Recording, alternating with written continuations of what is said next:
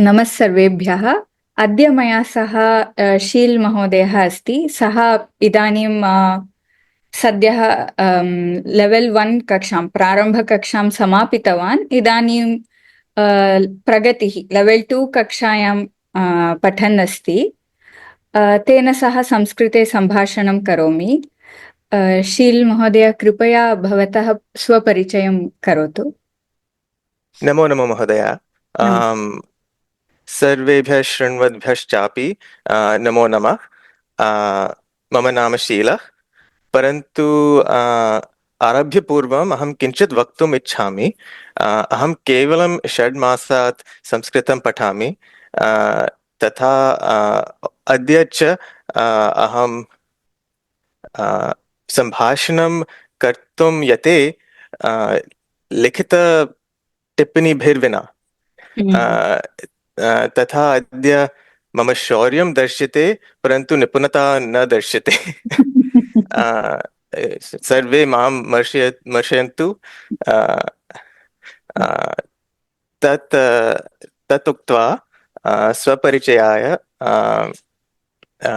मम एकां निर्हस्तां जीवनकथां वक्तुं शक्नोमि। वदेयं वा? कृपया वदतु। आं महोदय। अहं भारत देशात् बहिः बहरेन् देशे जातोऽहम् आसम्। मम माता पितरौ तत्र चिकित्सकौ आस्ताम्। यदा 6 वयसोऽहं तत्र गल्फ् वार् युद्ध प्रचलन् आसीत्। बहरेन् देशे अपि पतन्तप्रस्फोटाः आसन्।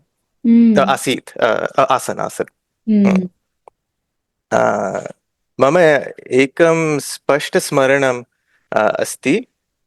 एकस्यां रात्रौ दूरदर्शने एक प्रत्यादेशो भवत्।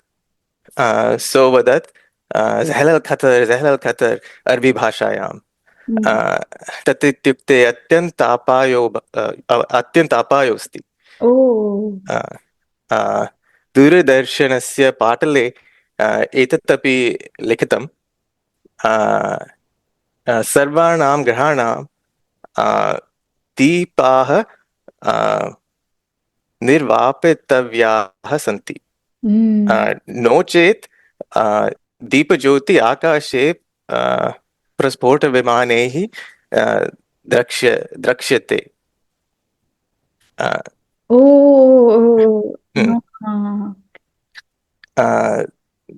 एतस्यां रात्रौ वयं सम्पूर्ण अन्धकारे अभवन्।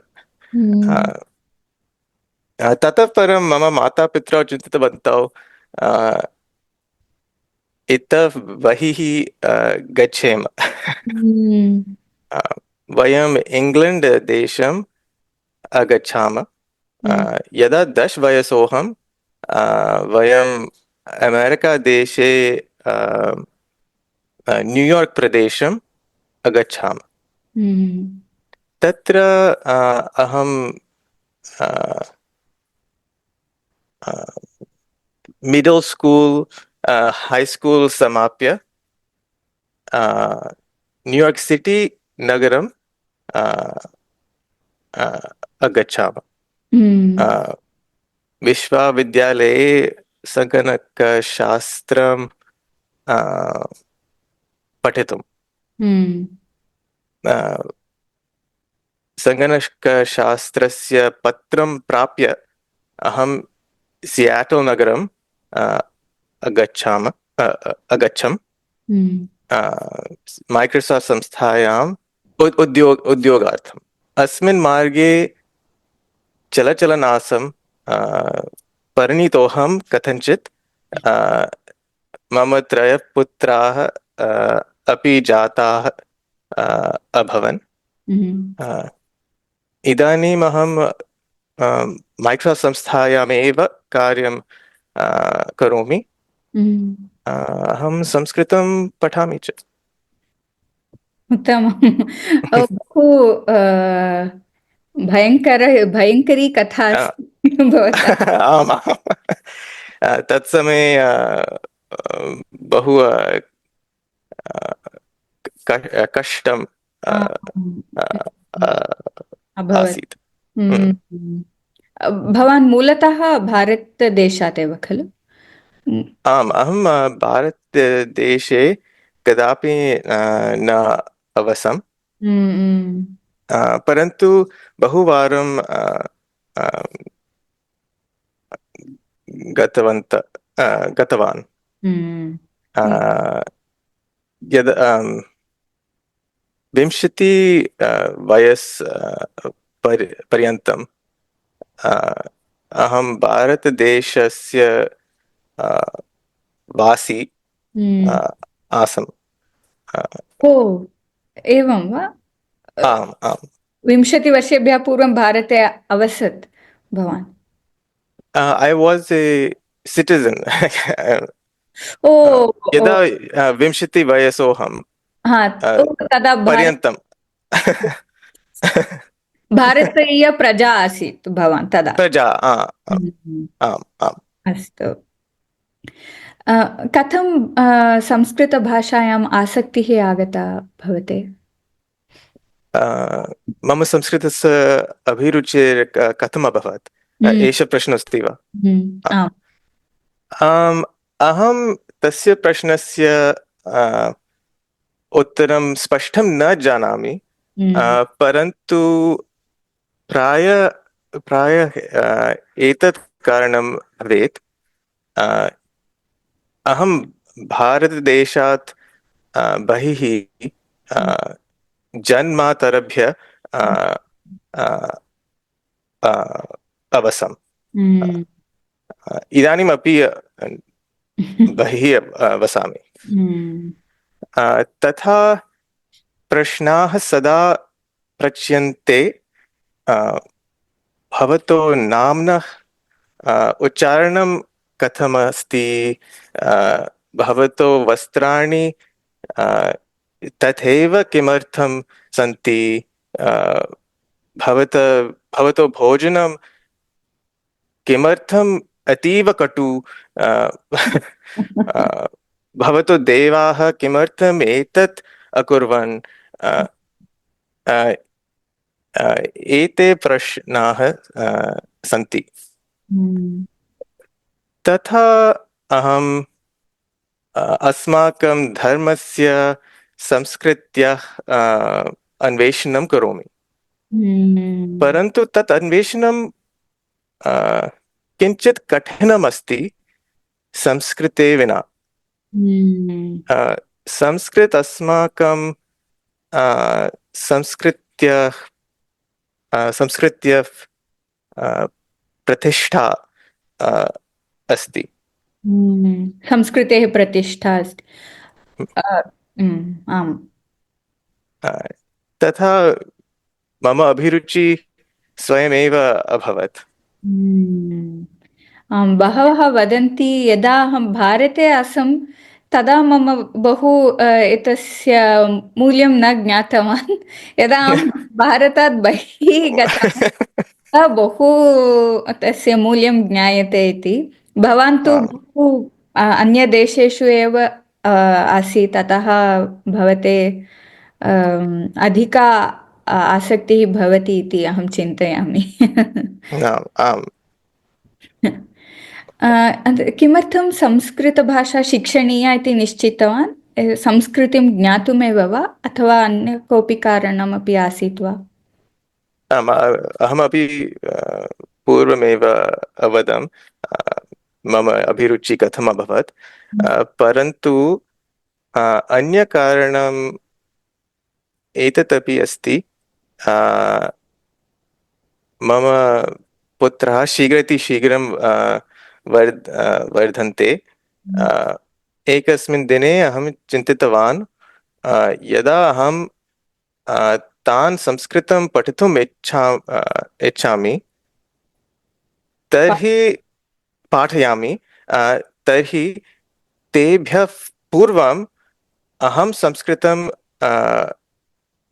पठेयम्। तथा अहं पाठयितुं शक्नोमि। तो एतत् कारणमपि अस्ति। उत्तमं। भवान् पाठयति वा संस्कृतं अपत्येभ्यः? आम्, एतत् उप प्रारम्भकक्षां समाप्य कक्षां कुर्वन् वस्तुतः अहं तान् पाठयितुं उप 1,000 अभ्यासपत्राणि निरमिमि। ओ अस्तु। आम्, मम पुत्रः अपि वदन्ति वयं तातस्य पत्राणि केवलं तातस्य पत्राणि कर्तुम् इच्छामः। तावत् रोचकानि पत्राणि सन्ति वा? प्रायः फोकस् नास्ति। परन्तु प्राय अद्य किञ्चित् अन्धकार अस्ति। परन्तु अहम् एकं पुस्तकं निर्माणं कर्तुं यते। उत्तमम्। संस्कृते तादृश अभ्यासपुस्तकानां न्यूनता अस्ति, कृपया करोतु। बहुभ्यः साहाय्यं भवति। परन्तु अहं पुस्तकस्य लेऔट् परिवर्तनं पुनः पुनः करोमि। प्राय अग्रिममासे पुस्तकं सिद्धं भविष्यति।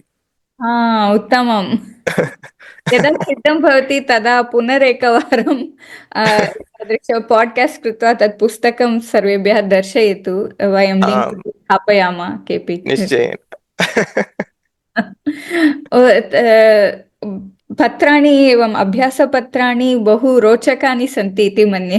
भवतः किं भवति तत् वोकाबुलरी कृते कृतवान् वा अथवा? अभ्यासपत्राणि पत्रेषु देवनागर्याः शिक्षा अस्ति। उप 500 संस्कृतशब्दाः अपि सन्ति। अत्युत्तमम्। क्रीडारूपेण पाठयति वा? किञ्चित् कतिचन विभागाः कामिक् बुक् रूपेण अस्ति।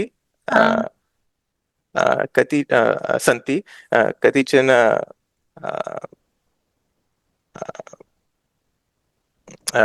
विभागाः कथं वक्तुं शक्नोमि, केवलं प्राक्टिस् अभ्यासं। अस्तु अस्तु। लिखित्वा अपि अभ्यासं कुर्वन्ति? किं वयः भवतः पुत्राणां? मम प्रथमा बालका अस्ति। सा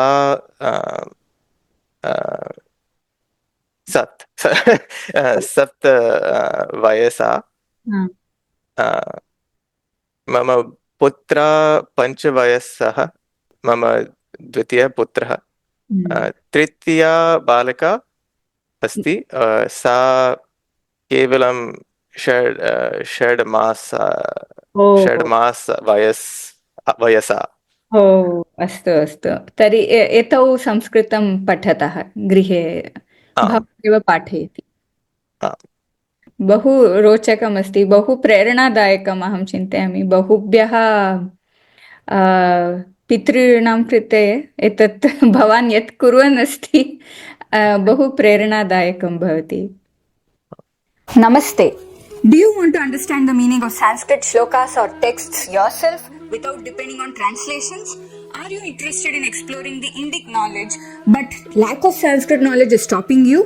You hear shlokas and mantras being chanted in temples or in any religious ceremony, but most people are not aware of what is being said and hence do not realize how beautiful and profound they are. Apart from this, there is a huge amount of knowledge that is written in Sanskritam. There is science, math, architecture, political science, spirituality, logic and reasoning, linguistics, medicine, and so much more. Take any subject, the ancient Indians have gone into great depth. So if you are interested in exploring any such area, then Sanskrit is your doorway. The Prarambha course is for beginners, which will help you understand the structure of the Sanskrit language, help you understand the meaning of shlokas and other texts, and will also help you speak in Sanskrit. This is a structured course which makes Sanskrit learning easy and fun.